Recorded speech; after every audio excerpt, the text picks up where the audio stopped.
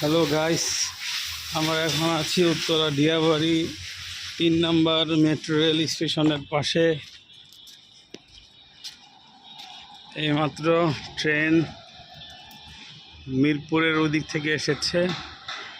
এই যে 3 নম্বর স্টেশন, যেটা উত্তরা সম্ভবত সাউথ বলে। এই হচ্ছে অবস্থা, দেখেন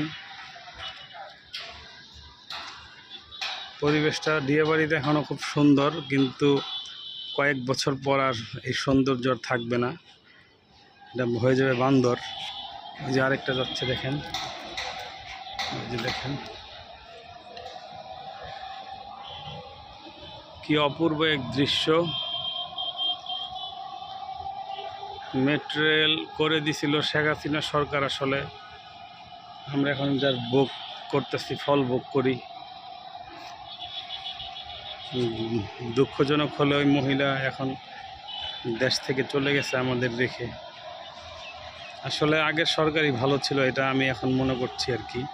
জুলাই আন্দোলন করে আমাদের কিচ্ছু হয় নাই, আমাদের আরও কপাল পড়ছে।